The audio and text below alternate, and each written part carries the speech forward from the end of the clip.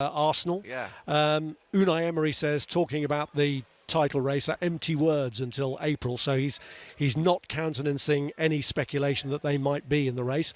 What do you think about Aston Villa's prospects? Well, I think that you know more than me.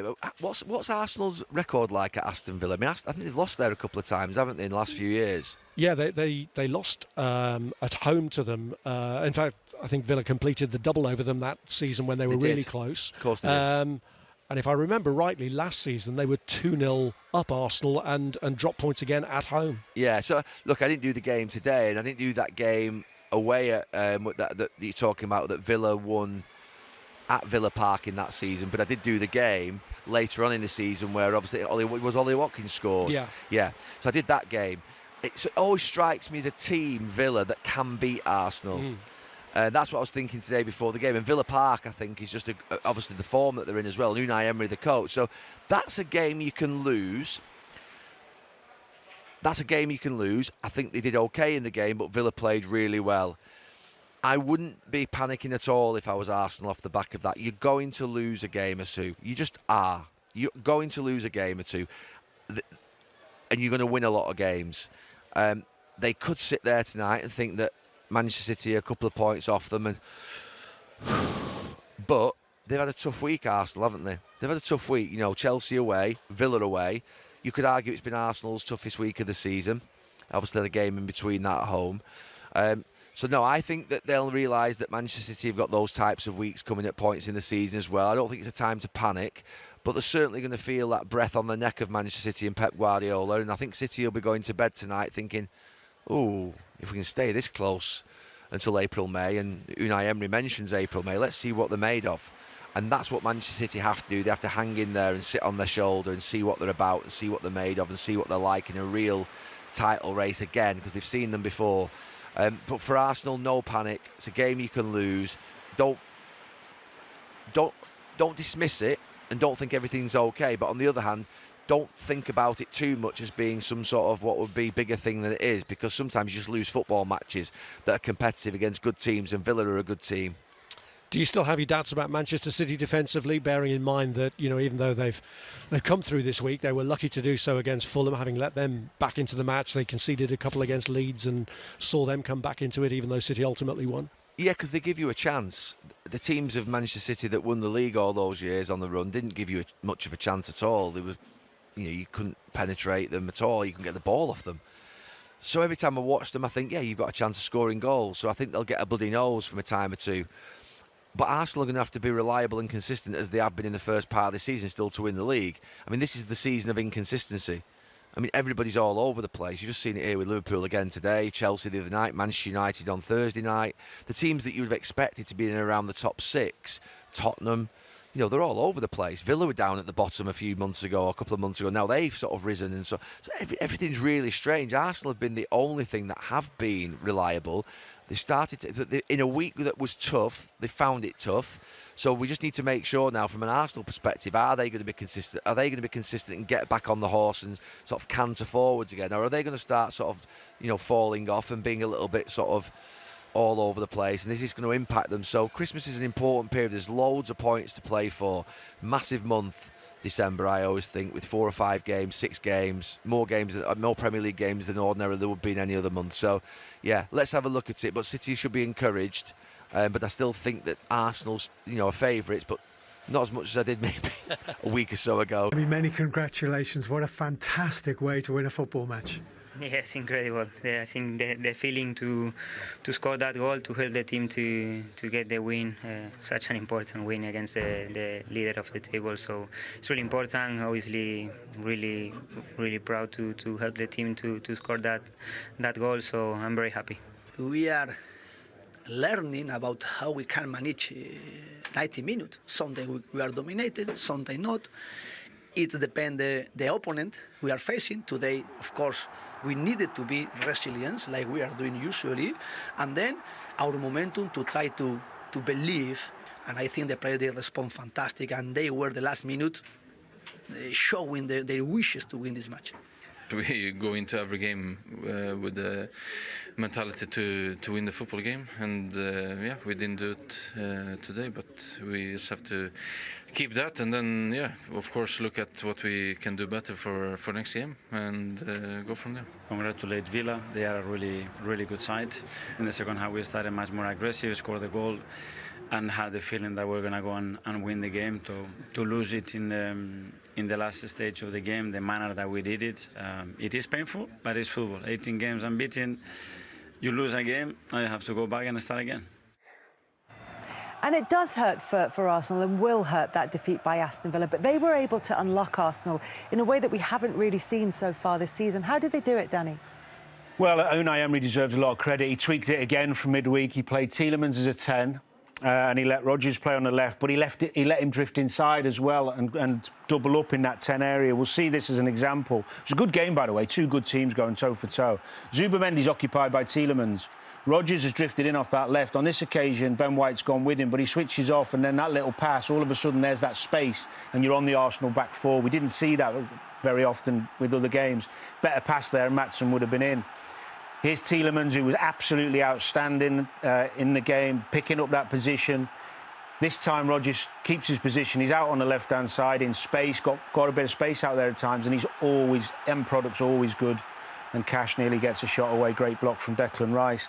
On this occasion, you can see, again, with Rodgers popping up in that 10 where Zubamendi isn't really keeping an eye on him because he's thinking, where's Tielemans? What a pass that is, by the way. And there's Tielemans just to the left of him, little swap of positions. And Watkins is in, trying to get a shot off. Maybe should have passed it there for a shot, but it's good block again from Arsenal. But they kept getting into pockets and spaces behind Arsenal that we haven't seen teams do against this brilliant defence. Yes, they've got centre-halves missing, we know that. This is an unbelievable run from Rodgers, by the way. Talk about confidence and skill from him. And there's Tielemans again. It was his energy, Tielemans. I mean, he looked like he had a point to prove today. This is a great example. Two pockets, Zubamendi doesn't know which way to go, right or left. Rodgers drifts over from that central position. It's an in-to-out run. Because of that, Timber has to go with him. There's the Arsenal centre-half at right-back. Zubamendi's had to cover Timber, so you've got midfield in at centre-half. Nobody drags Arsenal around like this. It was absolutely brilliant at times. And to come back, actually, from Arsenal at 1-1 were in the ascendancy, and Villa regained their composure really well. Here he is again, running. His physique and his power when he's running with the ball is incredible. But Ben White, again, he's not matching him because he's too far in. He's tucked into that little pocket. Brilliant, intelligent play from him. This is the winner. Tielemans involved. Rodgers popping up on the right this side. He'd swap sides because Sancho had come on. And when you talk about quality across in the last minute game, look at this. And there's Tielemans. Just watch. He's got ahead of Zubamendi again, caused him problems all afternoon. And probably just about edged the game with the quality of their performance and deserved the win. Because I thought over the 90 minutes they had better opportunities, got into better areas. And I think we'll see a graphic now where big chances against Arsenal, that's 5. More than anyone else, touches in the opposition box, and expected goals, 2.18, is huge against arguably the best defence in Europe. I know they're missing players. Before you jump on, I know. And anyone would miss two great centre-halves like that. But still, credit Villa. Absolutely a brilliant play. Definitely, I agree. Yeah, what about your old side? They've really grown into this season. Yeah. They've now beaten the team who are top of the table. They've got themselves right in the mix themselves. Do we start talking about them as title contenders? Why not? In the situation that they're in at the moment, 3 points behind a team they've just beaten today. But it's about keeping all the players fit and staying at these levels today if they want to stay in the title race. If they do that, yes, they are, without a doubt. You mentioned the Arsenal injuries, and we should sort of factor that in and take a look at the players who are out. Is it an excuse? Is it a reason for the way that they performed today, for the goals that they conceded against Villa? I think it's fair to say they might have more points if Saliba and Gabriel had been fit for all the games. That's fair. I actually think the level of Villa's performance today, I'm not sure it would have mattered. They were that good. But I do think moving forward for Arsenal, the quicker they get those two back, the better for them. That's not because Nketiah and Mosquera aren't good players, but they've just set this bar, those two. They're such a good partnership. Talking of good... Says Villa are title contenders. I Ali, don't for think there's you? any doubt about it. Absolutely. I mean, the run they are on right at this moment in time would indicate that they're not only title contenders, they're serious title contenders. If they keep that form going, they've got to be up there, and they won a game today that was a vital game for them. Stating the obvious, that the winning goal in terms of points makes such a difference to everybody round about there, but particularly Villa. I think there's inconsistencies from some of the teams that you would expect to be challenging for the league. Obviously, Liverpool have really struggled. City look great, obviously look fantastic, but are they the City that have romped the league? What I would say is no one's invincible. So I think why can't Aston Villa mount a challenge? The fans seem to believe it. They've been shouting at me on the way out, so why not? And they all see vulnerabilities in all of the other sides as well. As Peter said, nobody's perfect this season. No, very much so. And like with Buendia, just watching him now, he's just going through the miles, by the way, on the pitch. And he wasn't perfect. He came here with a big future. And he's been out on loan. I'd say he's been a little bit of a misfit. That's not unkind. But he showed today, when you've got enough quality in the group and you've got people in the building, they'll rescue you when you need it. And he's paid dividend today by scoring that goal. That might just be him launching his career now properly at Aston Villa. He's been helped probably by the PSR issues in the summer, Ali, because he could have been out the door. Well, I don't think there's any doubt about that. See, every cloud has a silver lining. Certainly that could be the case today. But no, I think Martin makes a very, very good point. It is basically the same group of players that they've had for a while. And sometimes that can work for you. At other times you need to freshen things up. There was a period not so long ago where we were asking the question, what about Villa this year? What's happening with Villa? And then bang, they get players back and they go on a run. It could have gone completely the other way. When you don't make the Champions League, you miss out on £60 million. There were great nights here, arcing back to the 81 when they won it. They beat PSG, who go on to win this thing. And I think from that, I was hearing that before, Morgan Rogers was talking about, that's a game that we have in the back of our mind. I think they're using that today.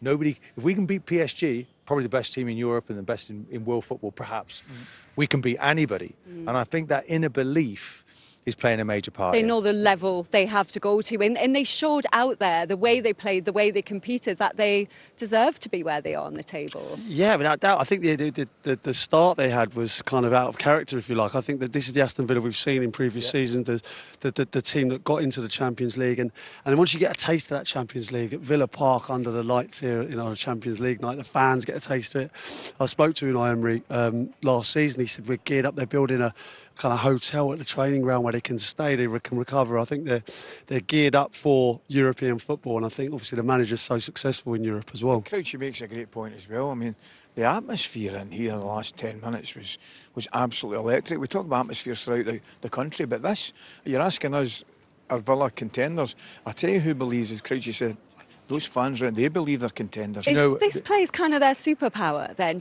But this place has always been at the level. It's just been the teams that have not. In my era, we didn't quite get there. We were following on from the teams that have won just 2 or 3 years before, had won the Champions League.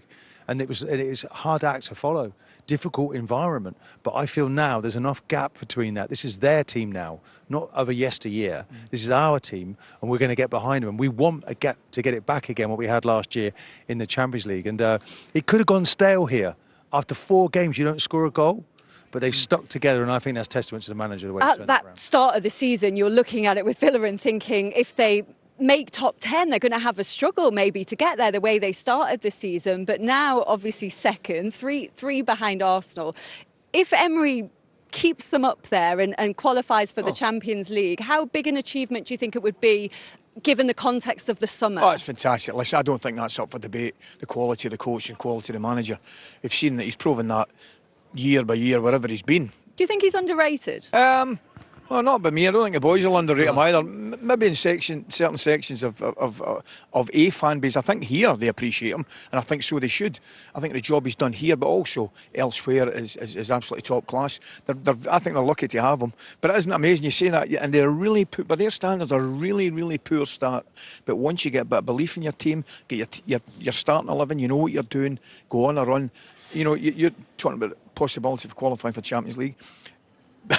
they'll think that's a given at this moment in time. They're looking for the top spot. They are going for it. The guys all thinking Villa now in the title race, and why wouldn't they be? They are second, 3 points behind the Gunners. A brilliant day for them, a very tough one though for Arsenal, who missed the opportunity to go 8 points clear. We can get more reaction from the Gunners camp now because Victor Gyökeres is with Jules. Victor, it's the toughest way to lose a Premier League match. Just how deflated are you all in that dressing room?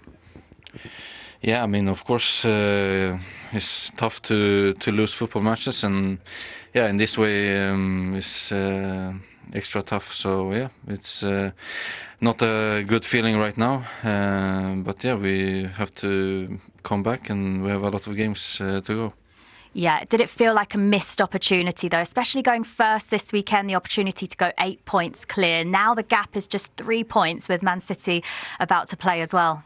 Yeah, I think it's an opportunity every game we play. So yeah, we have a lot of games to play. We've done very good so far in the league. So yeah, of course it's not good to lose football matches, but yeah, we have to keep going and to improve.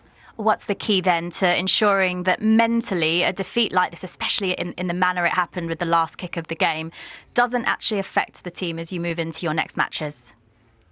Yeah, I mean, we have a game in the Champions League first and then back to the Premier League. So yeah, it's a different competition, and yeah, we just have to keep going. And yeah, we're all, I think, a very good state, and yeah, we just have to take this as it is. And of course, it's tough for everyone, but yeah, we just have to move forward and look forward to the new games. Thanks, Victor. Thank you. They have to look forward. What are the best ways as players to deal with disappointments like that? You know, I always talk about the oxygen you get from the pain of losing, and it's like, you know, that feeling that you just don't want to feel this way ever again. When you stand on the pitch and the whistle goes and you've lost, this ain't happening again. There's no way I allow this to happen. And that's how you stop it happening. So it doesn't want to become a habit. You know, it's been fantastic for Arsenal recently, as you said, 18 games unbeaten, but they go again. They have to wipe themselves down. It might be a slightly different group, but they have to learn from it. You know, we're looking at it here to, you know, at the end of this game, disappointing. But, you know, at the end of the season, it's all forgotten if you go on and be champions. That's what you've got to look towards. Yeah, let's not forget they were one kick away from a good point, you'd say, at Villa Park. You know, there's no... It's not an issue. Obviously, yeah, they're hurt. You see in his... They're still top. They're still top of the league. You can see in his eyes there, Gyökeres, you know, they're all down. They're going to be down in the dressing room. They'll probably be down all the way home. But they'll be fine. And you want that next game to come really quickly, Ali, as well. It's a sore one. The manner of the defeat is a sore one. No, 94th, 95th minute, we've all been there. I can remember it as if it was yesterday, losing one over in Bulgaria, as if it was yesterday. But that's how you recover from it. They'll have a sore tonight, a bad night tonight. It's a painful night tonight, so that's guaranteed. You get your bed, you go up in the morning and you're ready to go again. That's what happens. It's away at Club Brugge next in the Champions League, who are unbeaten at home in the Champions League this season. So maybe it looks like a good one on paper, Martin, but perhaps tougher than some people. Well, any away game, when you're on this run of away games that Arsenal are on right now. So no, look, I'm pretty certain that they'll be looking forward to the game on Wednesday now, because they don't want that disappointment again. There's competition for places. You know, it's not certain now who's going to play and what his formation will be. The players coming back from injury, that inner, you know, desire to get in the team, that competition sorts it out for the rest of the season. But it's just, you know, listen, they've lost a battle today, but the war is not over. Oh, Martin, poetic there, poetic. He's on one now. Yeah. Proud of your face. You're not getting that stuff for Crouchy now, I can tell you that right now. What a man. We should get him in the dressing room, shouldn't we, with lines like that. It is Wolves in the Premier League, though, their next league fixture, Ali, one that is live on TNT Sports next Saturday night at 8 o'clock. That is just the fixture you want to bounce back in the league. Listen, running the risk of upsetting the Wolves fans, but I probably will anyway. Will you be on time for the commentary? I'm staying at home, I'm not away. I thought you did not a bad job. Okay, not a great job, not a bad job. Oh, you have, no, but I think was he balanced? Oh, he's very balanced. Okay. He was very balanced. No, but I think boys might agree. I think it's a great game for Arsenal. I really do. It's a tough one for Wolves, but if you want to jump back on the bike or the horse, whatever you want to call it, that's a great game for them. It's what it does for Man City in terms of giving them belief and driving them on. They can close the gap to a couple of points, but they play informed Sunderland. Yeah, they do. Listen, I think that City. I think will be the main challengers to Arsenal. Arsenal have been the best team in the league. They deserve to be where they are. But yeah, I think City will definitely give them confidence. I was at Craven Cottage on was it Wednesday night?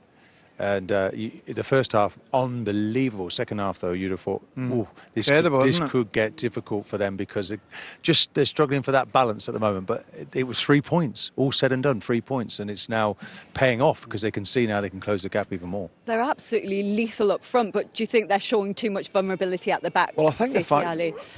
is it 6 goals in the last 2 games they've lost? And they've won both of them. I think Sunderland got a couple of was it Leeds got a couple of goals? It's and obviously, still 0-0, by the way, just in case you are wondering. I was actually. I thought you would be. So, no, you'd have to ask a little question mark against the defence for losing that many goals. But as Martin correctly says, they're winning games. Chelsea, what are we thinking? Well, they could have been, within 3 points and now it's 9 points. So, within a couple of games, this thing can switch. If you're not going to stay in the rhythm, they had an opportunity. They went to Leeds. Made quite a lot of changes. This, 3 games in a week we've had, haven't we? And it's really seen who's got the best squads. And I think today, these 2 squads today, with all the substitutes they made and the players, and Arsenal's is a bit deeper, but they've had to really use it. Came off second best, but Villa demonstrating now they are, without doubt, if they weren't already, and now firmly in this race. I do think there's an opportunity for. You look at the table there. It was like Bournemouth, Palace are up there. There's an opportunity, Villa, for someone to sneak in there and do something because there are inconsistencies in there. Packed as well in the middle, isn't it? Yeah, and the top teams you'd expect to be challenging for the league, they are inconsistent at times. Yeah. But those games against the teams at the top, could that be Arsenal's Achilles heel when you think that they haven't beaten Liverpool, City, Chelsea. Villa today? Chelsea was a draw. Do you know, I think when you're up against your rivals, that's when you really want your best 11 out there. And I think from an Arsenal point of view, they haven't been able to say that. So whilst we're in that sort of situation, when they can get everybody back, I think Arsenal's 11, and it's not even clear what that is, to be honest, with Eze's situation. I think Arsenal are a match for anyone. But they've been decimated with injuries. If we really want to look at that, it's a big problem. I think the squad's big enough. But that's been a problem. It's opened the door to some of their rivals. Chelsea didn't take that opportunity. Villa did today. Do you still think, sorry, Lindsay, beg your pardon, do you still think, Martin, that the centre-back position is the position you can't really afford to lose, MD? Well, Mosquera was out again today, so there's a third one. And I think you do need a big guy in there somewhere along the line to deal with everything that comes your way in the Premier League now, with long balls that are coming in, long throws, corners. And so you feel a little bit vulnerable from set pieces. But look, that doesn't take anything away from what we're seeing, from what they're producing. But Timber is not an ideal. He's a right back. They've lost their best standing as well. They're the best in Europe, so it's a big call for anyone to replace them. Before we go, as you've mentioned to Ali that he didn't make it back for the commentary today because you were in Washington last night. I did think it was ambitious to get back though, Ali. Well, do you know what? Flight was 4 hours delayed, but that's neither here nor there. I'm still in a state of shock at what I saw, Martin. If somebody had said to me I was watching the World Cup draw, which was followed, I closed my eyes and on stage is the village people. Right? And then if that's not bad enough, I turn round and up on a balcony I can see the President of the United States dancing to the aforementioned village people. Was I dreaming? It was bizarre. Let me tell you, Lindsay, it was bizarre. But we've got Brazil. Scotland have got Brazil, and that'll do for me. Are you delighted? You're not looking at it going, these are so... You're just excited about it. No, we haven't been there for a long, long time. And before these two start on me, we've not been for a long, long time. So we want to go, we want to enjoy it, we want to play the best. And listen, guys, Brazil are obviously still the nation to play in the World Cup. We were worried that the draw was still going on. It took that long. What was it like to sit through that? It was tough. I can tell you, it was tough. I think it was longer than the flight, actually, to tell you the truth. It was rather a long, drawn affair. Yeah, I hear what you're saying. It could have been shorter and quicker, and should have been. Scotland getting out of that group? We'll win our first game, we've got a chance.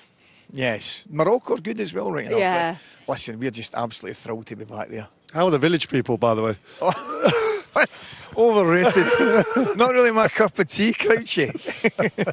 Do you think they can get out of it? They've obviously got Haiti in that group. The top 2 teams go out as well. But also I think the best third-place finishers as well. So there's a real opportunity there for Scotland. Yeah, do you know what they are? They're riding the crest of a wave. It feels like, there's the manner of which they qualified.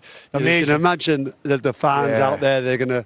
It's gonna be an amazing atmosphere. Every opportunity. Tough draw for them, but. I just think it was nice that Ali and the Scottish fans had an opportunity to enjoy a draw instead of going thinking, are we going to be in this or not? Exactly. Because they're not in a playoff. Yeah. Which was, if it wasn't for Kenny remarkable. McLean and McTominay's overhead kick, I would not have been in Washington last week, that's for sure. You get around, don't you? Jet setting at the moment. There was a few faces there, Linz, I can tell you. There was a few faces there. What about Carlo Ancelotti, anyway? Did you have a good chat with him? I did the sit down with him a couple of weeks ago. I had a great chat with him for about an hour a couple of weeks ago. And funnily enough, I saw him before the draw and we were having a wee chat, Blair. And then when the draw came, he was sitting right behind me and I looked at him and he looked at me and he was shaking his head laughing. Was he saying not another interview? I don't think he was shaking in his shoes when he saw the Scotland team coming up against him, to be honest with you. But great draw for us. Yeah. Well, I have to tell you guys before we go that His Royal Highness Prince William is watching the show. And Martin, he has something that he wants to say to you, actually, because he has responded to one of our tweets on TNT. And Prince William saying, surely Emi Buendia for man of the match. Football on TNT, an incredible game up the Villa. He's not very happy about you giving the man of the match to Martin Ødegaard, Martin. Yeah, really sorry that I'm upsetting royalty, but I actually gave it out, can you believe, in the 89th minute, so it was a bit early. It was before that winner. But would you like to reassess? We can unofficially do it. Yeah. Yeah. I don't want to be court-martialed. There you go. Emi Buendia getting man of the match late in the day from Martin. Your Honour. He does apologise to Prince William, but thank you very much for. Oh, an incredible win for Aston Villa, who were, by the way, Michael Owen, Paul Robinson, in the relegation zone after 5 games. But look at that. That's the last 10 in the Premier League. And you can see 9 green Ws, which is incredible form. I'm going to go big already, Mo. Are they in the title race if they're beating Arsenal at home? Yes, absolutely. Yeah, you can't rule them out. I mean, they finished in the Champions League spaces last season, so they're just proving it's not a fluke. And as you say, after such a poor start, I can't imagine there's many teams in Europe that are on a run like that, only losing to Liverpool, but beating teams like Arsenal, like Manchester City, Tottenham. There's been some tough games in there. Villa Park is bouncing, and when you've got a crowd like that, and when you've got the momentum, when you've got a manager as good as Emre as well, then they're in the mix. Who, by the way, was a laughingstock when he left, not from our point of view, but from Arsenal fans and some other neutrals, when he left the Emirates. And look what he's done, the turnaround there. A word on Arsenal, Paul. They've dropped points in, 3 of their last 5 games now. They were never going to continue with the form that they'd had throughout the whole season. They'll hope that this is the end of the mini wobble, right? Yeah, he would think so. I mean, listen, you look at Arsenal, you look at the performances, and people are saying it's Arsenal's to lose now. And the thing that you put at Arsenal is they've not done it before. They've not got it over the line before. They're looking to try and win that elusive Premier League trophy. It's been so long for them. And I think the way that the way that they dispatched of Tottenham in the same week they did Bayern Munich as well. And I thought, listen, what we always say about Arsenal this season is the squad depth that they've got. Last season, if they missed 1 or 2 players, they would have struggled. This season, when you look at the squad, they've got 2 players for every position. They're an extremely strong squad, a good, solid team. It was always going to be difficult for them going to Villa Park today. Like we say, the job that Unai Emery's done. But for Arsenal, they're the front runners and they've not been in that position. Yeah, the 18-game unbeaten run is over for Arsenal in all competitions. Let's go through the goals then, Michael. Looking at the first one, Aston Villa, Matty Cash, putting them ahead less than 10 minutes before the break. Yeah, really important when there's a cross coming from one side, that if your full-back, your wide man can mop up round the back. We've seen it plenty this weekend already, and he just concentrates on hitting it hard and low into the ground, making it difficult for the goalkeeper. He doesn't have any time to react, and it's a really good finish. Yeah, and Leandro Trossard, what do we say about him? He's come off the bench. We call him a super sub, but he scores goals when he starts for Arsenal as well. In fact, no player, Paul, has more Premier League goal involvements as a sub since he joined Arsenal, Jan 23. And I've seen him come off the bench a number of times this season, and I think the thing that you have to commend him with is his attitude, because he comes on now. Mikel Arteta calls his squad the finishers, doesn't he? He brings on the so-called finishers towards the end of the game. But Trossard's popped up with some important goals. They've got pace and power in the areas. Odegaard's an important player coming back for them as well, and Trossard again popping up in the right areas. Yeah, it's another man on the back post, isn't it? You know, mopping up. If you can have somebody always sweeping up that back post area, a lot of the time it will filter its way to there. We saw it in the Liverpool game late on. We saw it here twice in the Arsenal-Villa game. But it wasn't enough because, as we know, virtually the last kick of the game, 95th minute or something, big scramble in the box. Eventually it drops. And it's a beautiful strike, high, wide, into the net. And Villa Park goes mental. And you talk about finishers, Paul, there before. I mean, you know, he came off the bench in the 87th minute, does that in the 95th, but the bench is so strong for Aston Villa, isn't it? You've got Buendia, Digne, Marlon on there, Lindelof, Sancho. You know, it's a Champions League bench. They need that this season because they're going to compete in the European competitions as well. I mean, they've had a fantastic turnaround from the start of the season. You said what Unai Emery's done, but let's not forget that's not the first time he's done it. Look at where they were when he actually took over the manager's job. They're in the bottom three then. And people to talk about his job being at stake earlier on in this season, I mean, he just proved that it's absolute nonsense. They're a strong outfit, Aston Villa. Yeah. Right, next up on the Saturday Wrap is Ellen Road for... Casi a producto nuevo por semana, producto bonito que, por supuesto, pues siempre invitamos a la gente a que consuma. Si queréis encontrarlo en kingsleague.pro, pues ahí tenéis las nuevas chaquetas training y también esas camisetas especiales con detalles dorados que llevan todos los equipos. Oye, ustedes tendrán más memoria que yo, pero ¿cuánto quedaron la última vez que se enfrentaron ellos? 3-4 ganó 1K. 3-4. En el histórico de estos dos equipos, el que gane desempata, porque han ganado 2. El X-Buyer Team ha ganado 2. 1. Becker se lleva el rebote. Becker para marcar. Becker. El rechazo de Arnaldo. ¡Vamos! ¡Vamos! ¡Gol! ¡Vamos, Pablo! ¡Qué suerte! Macarra en el Cooper Arena. Gol de Pablo Becker. No será capaz, ¿no? ¡No será capaz! ¡Qué cabrón! ¡Qué cabrón!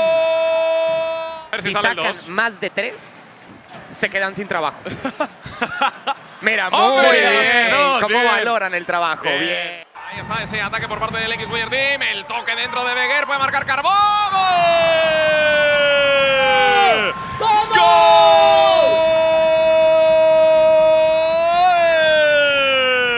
Pablo Becker. Becker que quiere poner el centro por delante. Finalmente lo pone por detrás del defensor. Carbó la pista. Carbó. ¡No jodas! ¡Es el Corona de Oro! China la juega atrás, no se decidió a tirar. Granero busca su perfil, Granero. Golazo. ¡Gol!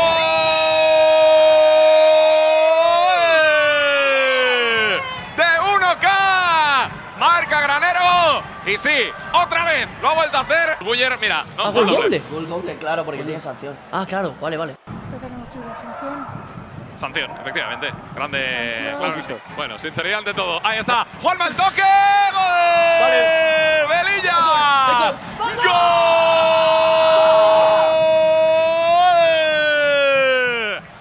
Balón que lleva ahí Pluvins el disparo. ¡Gol! Vale. ¡Gol! Me gusta. Está haciendo un buen trabajo defensivo, ojo. ¡Granero! ¡Qué golazo! ¡Chicharro de Mar Granero! ¡Qué barbaridad! El recorte de zurda y el disparo con la derecha. Que la metió en la escuadra. Ojo ahora que ataca el X-Buyer Team. ¡Gol!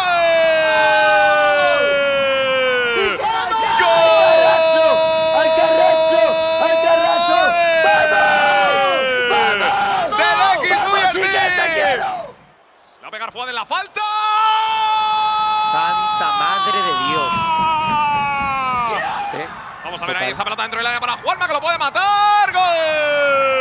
2 de Juanma.